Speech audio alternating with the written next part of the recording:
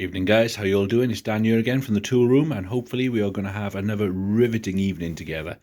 And tonight we want to talk about something a little bit different. We want to talk about some useful tools to get if you are a trainee or an apprentice. Now I'm going to be talking mainly about the fire and security industry because that's what I'm in. But if you are an electrician, don't switch off because we are tool brothers, and we do share very similar tools really. So a lot of what I say tonight, which are useful tools, could well be useful for you guys as well.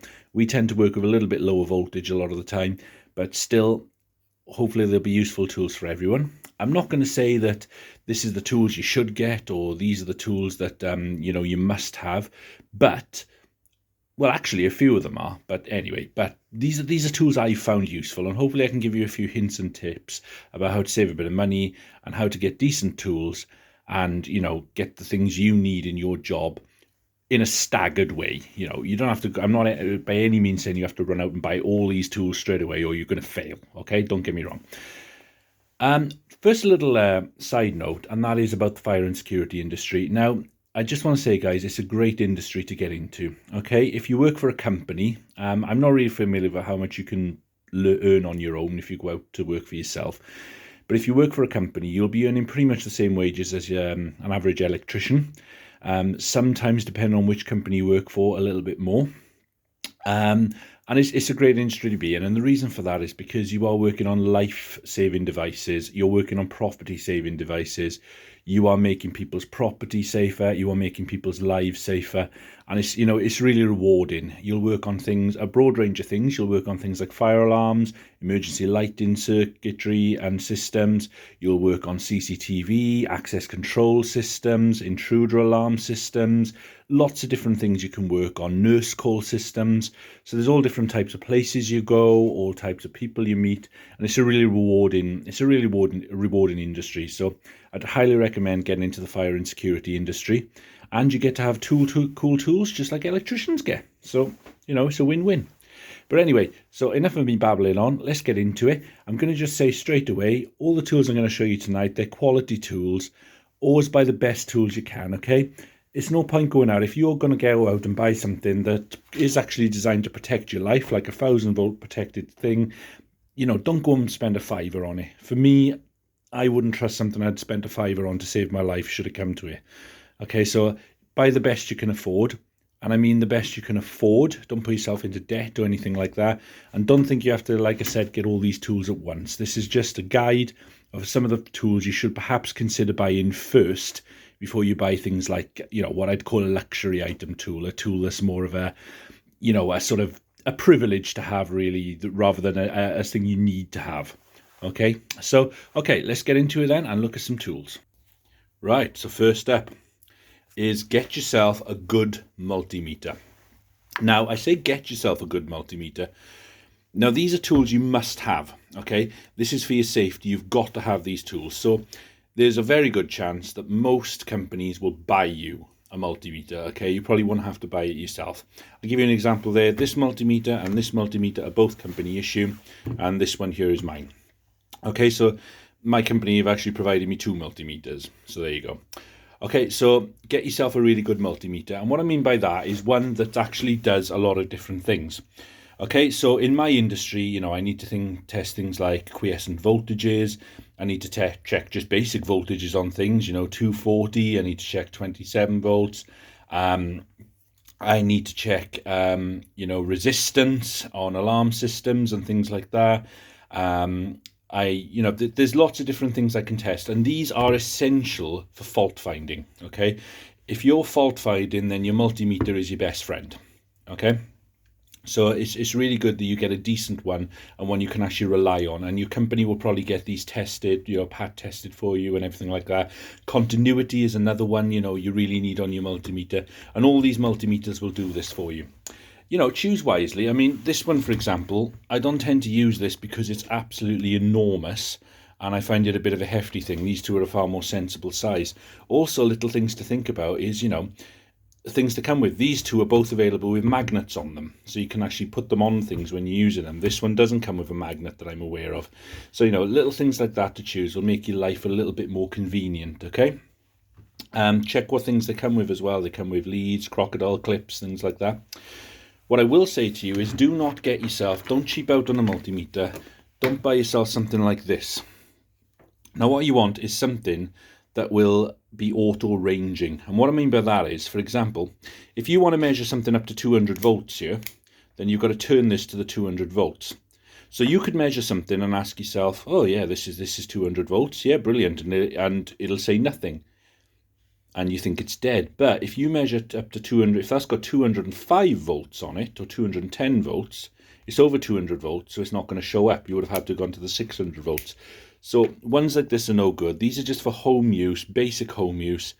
And, you know, they're not for professional use, these ones, okay? So don't get yourself a manual ranging one like this, a cheap one. Get yourself one that has multi-ranging.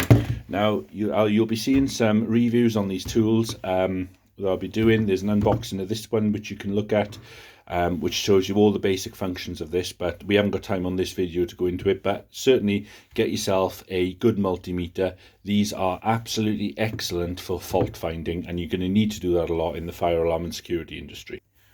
Right guys, next on the list, and these two I think go hand in hand, so I'm going to show you these together. And I'm not going to say get yourself here. Your company, again, should provide you these. Now, I'm not going to show you how to use these, okay? Firstly, because I haven't got time on this video, and that's not the point of this video. And secondly, because I don't want someone saying to me, oh, I watched Dan's tool room video where he spent 30 seconds showing me how to do safe isolation. Well, yeah. You can't learn safe isolation by watching a little video like this, okay? Do it properly, do a course properly, okay? You've got to be trained properly by a company.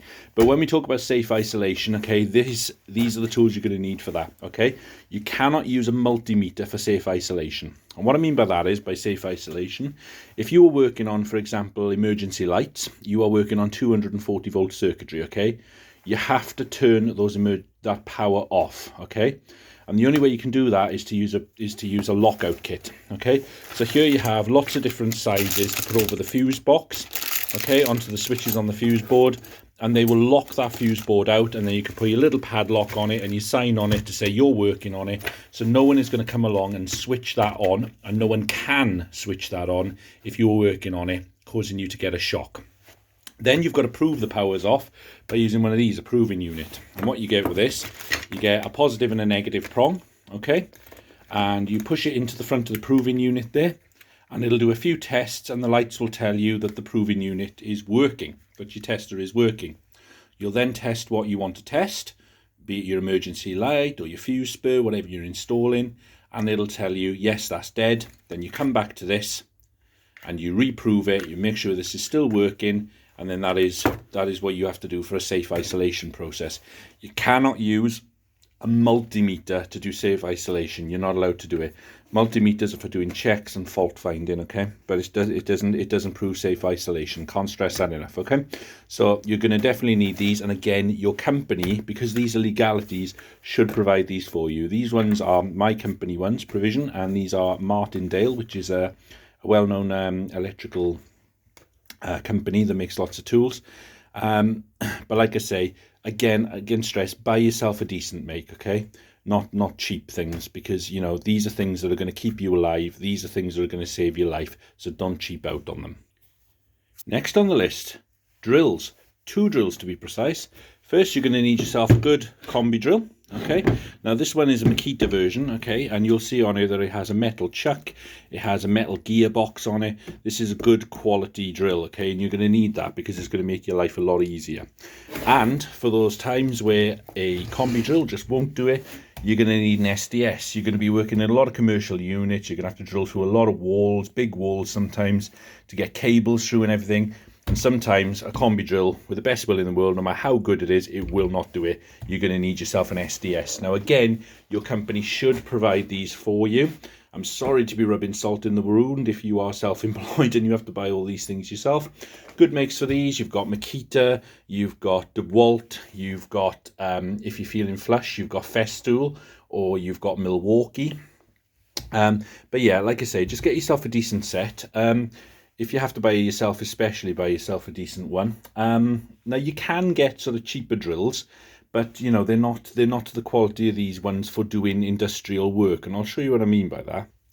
This one here is a DeWalt drill, so it's got the make on it, okay, but just because it's DeWalt doesn't mean it's good for industrial use. You can see this one's got a plastic chuck on it, it's got a plastic gearbox in it, okay, and it's a cheaper range drill, not like this Makita one, which is all metal and used for industrial things, okay. This one is brushless, I'll give you that, but the chuck broke on it, okay, so it didn't last too long when I was using it for industrial use. So just because it's got a well-known make on it doesn't mean it's an industrial drill. So do your homework. It may just be the company gives you one and you have what you're given, and I suppose it doesn't really matter if it breaks then, because they'll just replace it for you. But yeah, good SDS drill and a good combi drill are good things to have. So get yourself some of them. Okay, in line with the drills, get yourself a bit set. Now, I could have included an impact driver with those drills, couldn't I? But, you know, that's not something you need.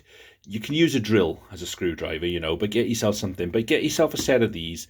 Now, this is what I'm not going to tell you have to buy amazing ones of these, okay? These are throwaway items, yeah? You're going to go through loads of these sets because you're going to break them and break them and break them. This is a Barco set here. And this is a Milwaukee set. There's a difference between these. If you are using a drill to drill things in, this to screw things in, this will be fine. But if you're using an impact driver, then black usually depicts an impact rated set. So you'll want to be using an impact rated set if you're using an impact driver, or you'll absolutely mash them.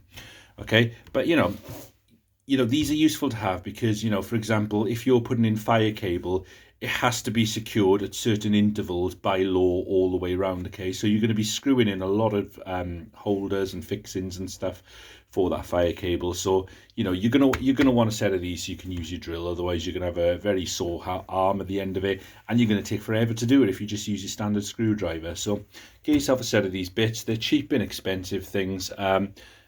Don't go mad on these. Don't go paying 40, 50 quid for them because they are going to be throwaway items. You're going to mash them. You're going to use them. You're going to throw them away. Especially if you're in a rush, you're just going to ram things in with them. And you are just going to mash them. So don't worry too much about these, but just get yourself a set of them. Drill bits, again, you're going to use a lot of drill bits. You're going to use metal drill bits a lot, these small ones. A lot of these ones I use more often. I keep in a little bag in there. I don't carry these around all the time. I keep them in a little bag in my big rolling Klein tool bag. You're going to be drilling a lot of little holes in metal doors and stuff for putting up door contacts and things. Just a standard set of normal drill bits. Again, these are things you're just going to mash, and some SDS drill bits for your SDS, and you might need some long ones. Companies will normally provide drill bits for you as well, so you might be all right with that. But I've just got a few sets of my own. These are all my sets. They're just sort of cheap ones, but again, they're throwaway items. Use a drill a few times, you'll mash it, and you'll get some new ones. So just get yourself a reasonable set of drill bits. If you want to know the make, these SDS bits, these are Bosch. These are Erbauer, and these ones are a make I've not actually heard of before, but they're actually reasonably decent. You get them at the fuel station, and these are Abrax. So a set of metal, set of random ones, assorted ones, and a set of SDS bits. All you need. Battery testers, guys. Battery testers. Whether you're working on CCTV, whether you're working on door access, whether you're working on fire alarms, whether you're working on security, whatever you're working on, they've nearly always got backup batteries in them, okay? It's part of your service to test batteries. You are going to be testing a lot of batteries. You need to know the batteries are right. Otherwise, you know, if the power goes off, you could have a dead fire alarm that fails to work. So battery testers are essential. These are two here. This is a lower down the range one. They're both ACT battery testers. Now, I've heard, I don't know if this is true or not, but I've heard that ACT are the only ones who do the proper certified ones. I don't know if that's true or not, but either way, both of these will do a 20-hour drop test on your battery, so they'll simulate a 20-hour discharge and tell you that your battery can handle that. This one is a lot more accurate, although it is a lot more slow than this one. This one, if you get to sort of high voltages, it struggles a bit. So I did have a little bit of moan to my company about this one because it didn't do very good. Even though it's supposed to do up to 200 amp hours, anything over about 15 amps it struggled with, whereas this one's far more accurate. So this one's a better one. They are pricey again. You know, I think these are both over the £200 mark. But again, this should be something your company will supply for you. But it's essential to have. So, you know, you'll be using these a lot. When you're installing alarms, you're going to be installing a lot of trunking. Okay, so get yourself a really good quality tape measure and a really good quality saw. You know, these aren't super expensive. This is a really good tape measure. These are about 30 odd pounds, but they're very, very rugged. This is by Klein Tools. This is a tape measure I really like. It has the measurements on both sides, which I find really, really useful, because if you're trying to measure something up high, you can see what you're doing. And it's also got a stopper on there to stop your tape ruining, so I like this one. And it's got a magnetic end, and excuse me, this saw as well is a really good quality saw, and you'll be sawing a lot of trunking. Okay, you can get a trunking cutter, but sometimes, I'll be honest, the trunking cutters can squash the trunking a little bit, especially on the lids, so you can get it more accurate by just using a good saw on it. So get yourself some of them. I will say as well, these tools I'm showing you are in no particular order. Okay, these are just some ideas of what to get, okay, but they're not in any particular order. Okay, so I'm not saying you have to buy these in the order I'm bringing them out to you, okay, but they're all useful things to have, and they are going to be tools that you'll find, if you haven't got one, you're going to be looking for it, or you're going to be beg, borrowing, and stealing it off someone else. But again, get yourself a good quality one, because they last a lot longer. I've broken, I don't know how many of these, and you know, found that they don't tighten up again properly stuff, but this one's a really good one, as is this tape measure. You know, it's it'll take a drop, this will, whereas a lot of them I've used won't, and they'll break, aka this Stanley. As you can see, I don't really look after this. If I got to do something muddy, I use this, but you can see that dropped, and it got all bent on the end, so not the best. So yeah, for doing trunking, good quality tape measure, good quality saw. Now, if you are an electrician, you will need three things. You will need a combination pliers, you will need a needle nose pliers, and you will need a good set of side cutters. Okay, now it's not quite the same for fire and security. See, you'll use that a little bit less, and you will use something like this more.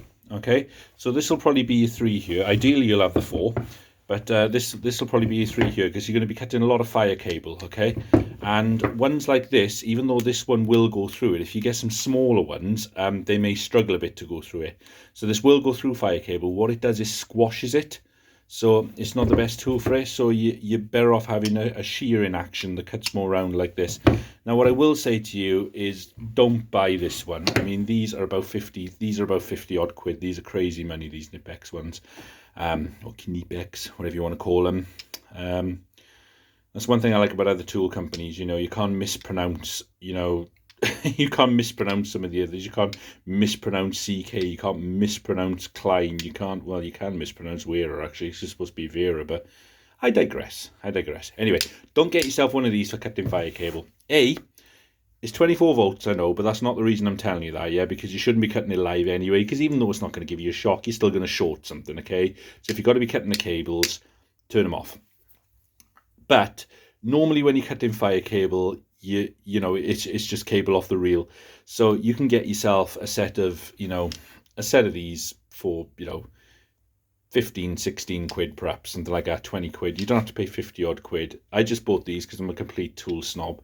And you don't really need these to be 1000 volt rated in the fire industry. It's better if they are. Your company may specify that they need to be. Don't get me wrong, these are really good ones. These will last a long time, but you know, you don't need to go spending a fortune on them. So, but you know, get yourself a decent make. There's decent makes out there. You know, there's Knipex, there's Klein, there's CK, there's, you know, there's Barco. There's lots of different makes you can buy, but just do your research, find some good ones and buy from those makes. You got your needle nose pliers. These are good for getting into small areas and grabbing things. Now these, again, don't cheap out on these tools, guys. These are the ones that are going to be going into the panels, okay? If you have to put your needle nose in a panel and you touch something you don't want to touch, okay, you want to know that this is going to keep you safe. That's why it's good to pay 30, 40 quid for a set of pliers, okay? Because they're going to take a shock for you. And I'll give you an example of this. That there, as you can see, that touched something live, and it gave the pliers a bit of a melt in and broke the pliers a bit. But you know what? Yeah, the 1000 volt handles, I didn't feel a thing. Okay, so that's what you buy them for, because they take a shock instead of you. All right, so absolutely, you know, at some point, you know, you may well accidentally touch something live, okay, by mistake. So always turn your stuff off. Always make sure the power's off on things. But you know, if you ever do accidentally touch something, these will keep you safe. So don't go cheap on these, okay? You can get other brands as well, not just Crimpers. For the combination pliers, I've moved on to my Klein ones now because I've killed my Crimpers ones.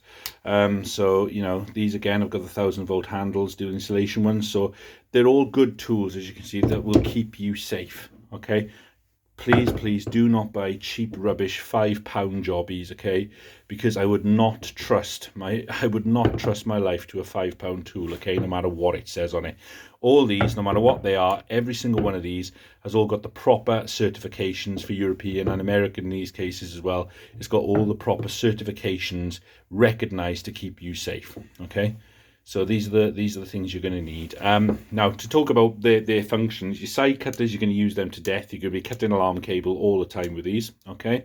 And you'll be cutting all sorts of cables with them, so that you're going to use them to death. The combination pliers, not so much. You don't use them quite so much, to be honest. Your needle nose, you're going to be using these for pulling little wires out. You know, they're useful for putting cables in, putting cables out in tight gaps when you're working in panels. You're going to be using these all the time for chopping fire cable and things. So, you know, these are good things to have. Now, another little tip is to get, if you can, these little tiddly ones are absolutely great for stripping 8-core alarm cable. Sometimes these are a bit brutal, and even the 160mm ones are a bit brutal, but these little ones are great for stripping 8-core alarm cable. So they're priced a little so-and-so's, but again, you don't have to buy the Crimpers ones. Other brands are available, and these are good to have as well. But you know, some of these are luxury items are just for convenience, but you know, I'd say these ones are definitely the ones I'd buy first, even before your combination pliers. I rarely use combination pliers. I use them a heck of a lot at home, don't get me wrong, but you know, not so much in the work setting. It's normally these three I'll be using at work. So there you go. Get yourself a decent set of side cutters, needle nose, and shears, and if you want to, get yourself some nice combination pliers as well, because they do have their uses, but not quite as often as these. However, now what I'm going to talk about is something you could get instead, which I'd highly recommend, which is a multi-use tool. This little fella. This is a really useful tool I bought. This is the Crimpers installation pliers. Now, they are about 45 quid. But on top of that, they do have shears. They will easily cut fire cable, no problem at all. You've got strippers there. You'll be using, if you're doing emergency lights, you'll normally be doing 1.5mm cable. They'll do that easily, and they'll do 2.5mm as well. You've got your little needle nose on there. They're not quite as slim. You've even got bits of your combination pliers. This does lots of different things. It'll do knockouts on panels. Buy yourself one of these. This is really good. You know what? I can even strip 8-core alarm cable with this. I really can. It's absolutely great. Buy yourself one of these. These are really, really good, and they're actually cheaper than buying the 3 others. The only other thing you might need to buy is a set of side cutters with it. They don't really replace side cutters, but those other tools, they can replace them. Okay, so this is good. Multi-use tools. It's cheaper to buy one multi-use tool than, you know, 3 or 4 others, and it saves a lot of room in your tool bag as well. They're not always good. Watch some reviews on them first, because some of them, this one is a particularly good one, but some of them, they do a lot of things, but they do it all badly. This does everything very well. So that's just something to bear in mind. But multi-use tools are really worth bearing in mind as well, okay? So get yourself some of them. Crimpers. You're going to need yourself a set of crimpers. I would recommend getting an automatic set of crimpers. Now, there's lots of different things you're going to need to crimp. You're going to need to crimp things like this. You're going to need to crimp like RJ45s if you're working on CCTV quite a lot. You know, there's BNC crimpers you can get. I've got all them. In fact, let's just show you some. So I rarely work on RJ45, so I've got a cheapy pair of RJ45s because I hardly ever use that. That's something to bear in mind as well. If you hardly ever do something, you do something once in a blue moon, you don't necessarily need your tool to last you that long. because it's not going to be in constant use, so it will by default last you longer. So, you know, RJ45 crimps, hardly ever use them. Got a really cheap pair that someone gave me, okay? I've got a decent set of BNC crimps, because, you know, this for CCTV, you know, quite often the BNCs at the back are faulty and need redoing. So I've got a decent set of BNC crimps. These are a green par pair. But the crimping I do mostly, because it's the rules now that you've got to crimp cables properly. You can't just, you know, you can't just chock block them together anymore. So I've got myself a really, really good set of heavy duty automatic crimpers. Okay, and these are ratcheting as well. Now the thing I like about these over a cheaper pair is that, you know, I can do it with one hand, which is really, really useful. Don't underestimate that when you're working on something. Having a hand free is really important, especially when you're working with little fiddly cables, okay? But it's got your red, blue and yellow crimps, and, you know, it is the rules now that you've got to crimp it together properly. You can't just, you know, you can't just use a chock block and hold it together for any kind of permanent fix, okay? So you're going to need yourself a set of crimpers. These are about 30 odd pounds, but they're well worth having because they will last a heck of a long time. There's a crimp in them, there's a ratchet in them. If you buy the cheap ones, the ratchet will tend to go after a while and get stiffer and stiffer. I've had this before, and, you know, you're ended up using two hands, and, you know, as you're trying to crimp them, your cables are falling out and things, which is really annoying. This one's by Klein Tools. This one's a really, really good one. I'd recommend this. I bought this about a year ago. I've used a lot of it. It's still working really, really well, and I can still do it one-handed. So, yep, get yourself a really good set of crimps, whatever you might need for your job. Something else I found really, really useful. Now, I can't say this is something you have to have that's absolutely essential, but they're not that expensive. This is a really good one, and I paid about 30 odd pounds for this. Again, this is another Klein Tools ones, and what I like about this one is it's got the really comfortable handles on it, and if anything's going to break on this, it's this stopper here, and Klein have put a metal one on, so that's why I like this one. But you can get them cheaper than that. That'll do the job as well. But these are really useful because these will strip a cable in just one action. You can put a cable in there, you press that, it strips the cable off for you, removes the sleeving off the cable.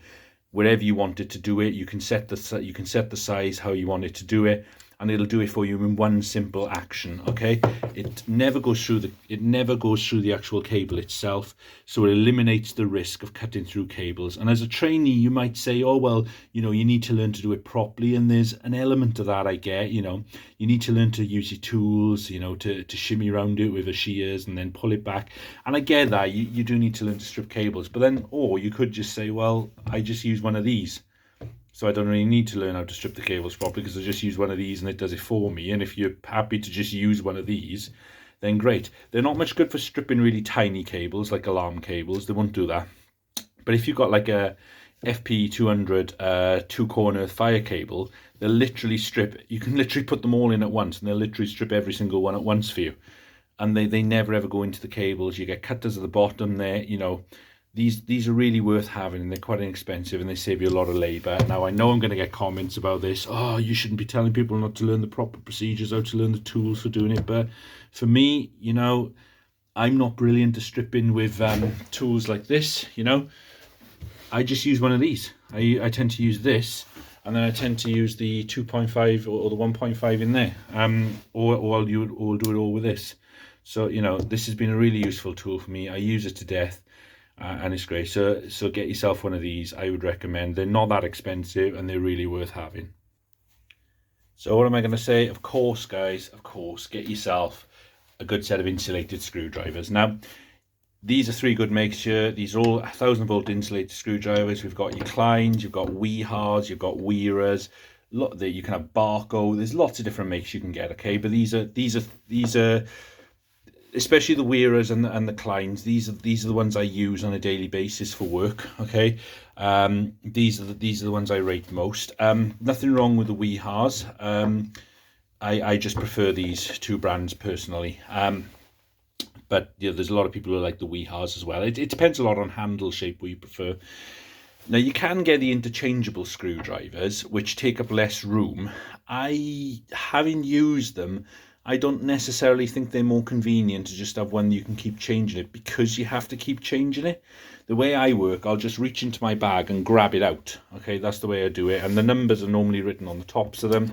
The Kleins have the numbers on the tops. The Weirers have the numbers on the tops. I'm not sure if the Kleins, yeah, and the Weehars do as well. Okay, so, you know, I just find it easier to grab it out rather than pulling them apart, interchanging them, changing them, having to change it back when I want a different size. If I need two different sizes, you need two handles anyway.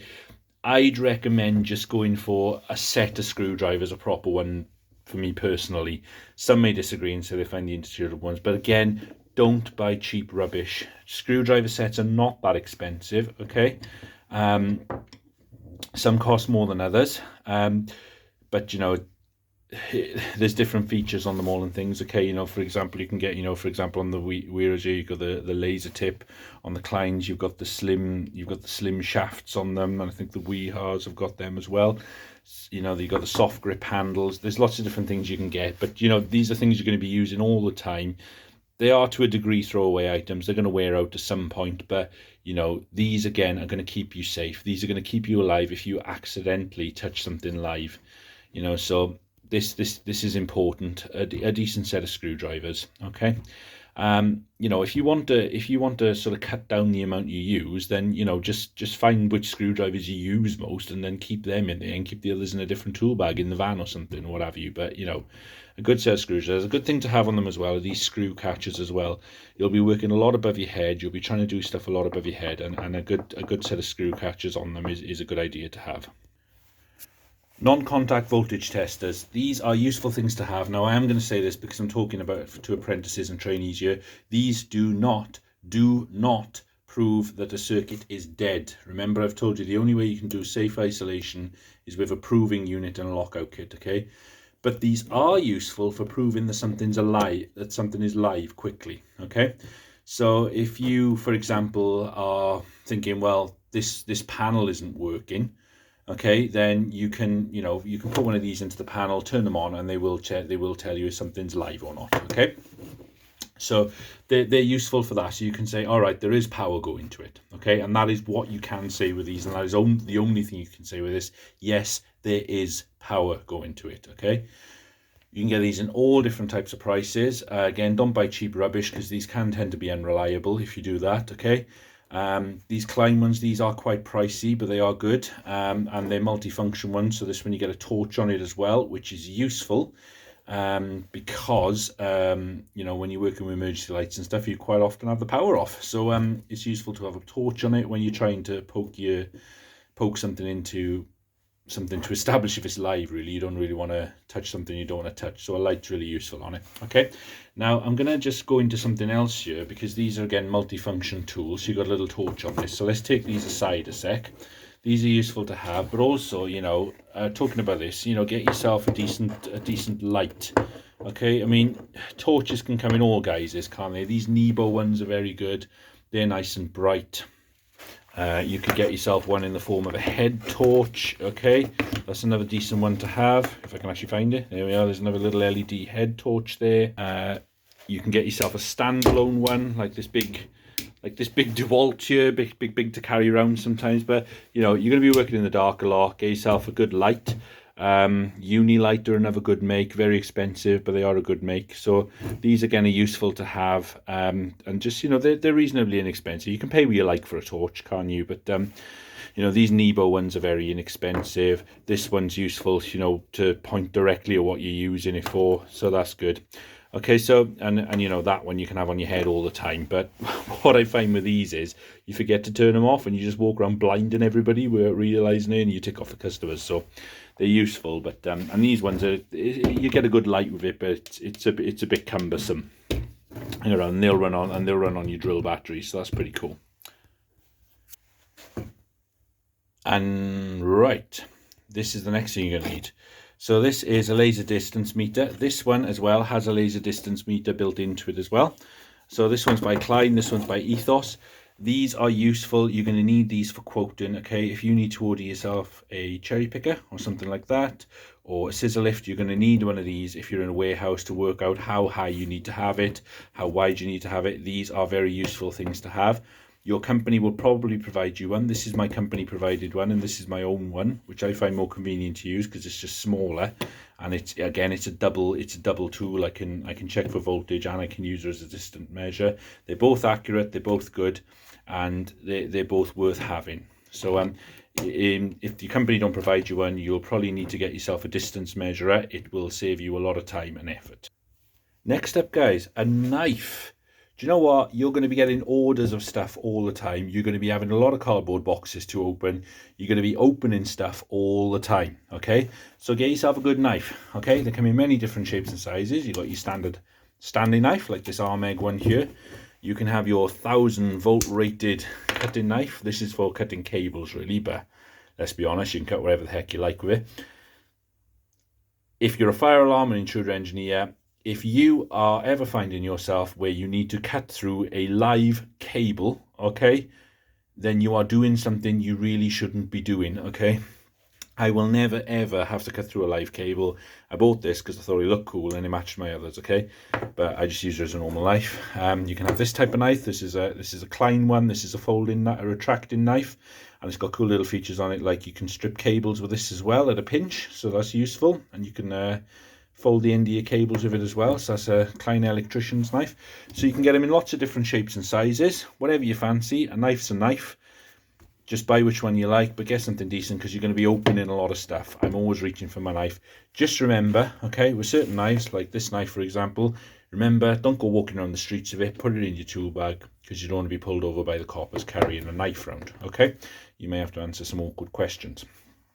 A knife over a certain blade length, remember, is an offence to carry around. So just make sure you pop it back in your tool bag. All right, when you're walking around site, but just, you know, I'm being the health and safety man here today, and I'm being very sensible. But all really good quality knives. They'll all last you a long time.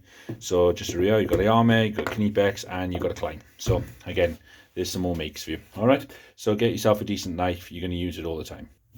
So a little side note here, guys, just because we went into this with the automatic wire strippers and the other tools, but again, of course, wire strippers, okay?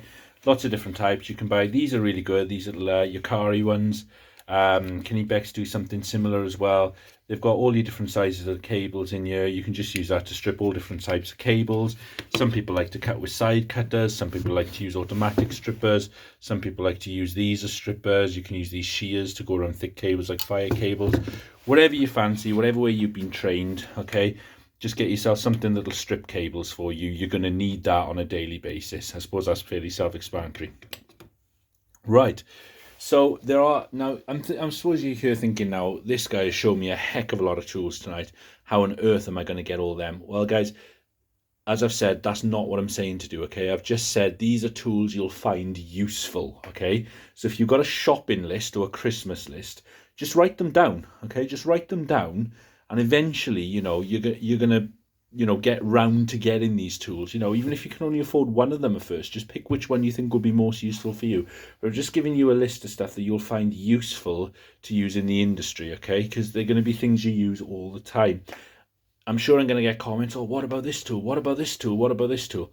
Well, yeah, there's loads. I mean, you know, there's Allen keys you can buy. You know, you could get things like this that some people might find useful for, you know, if, you know, glands and things like that. They are useful for things like that. You know, there's sound meters for your fire alarms and stuff, and of course there's your smoke poles. Now, I didn't realize you mentioned smoke poles, and I will show you what one of them is on a different video, because your company will absolutely definitely provide you with a smoke pole. Okay, absolutely definitely.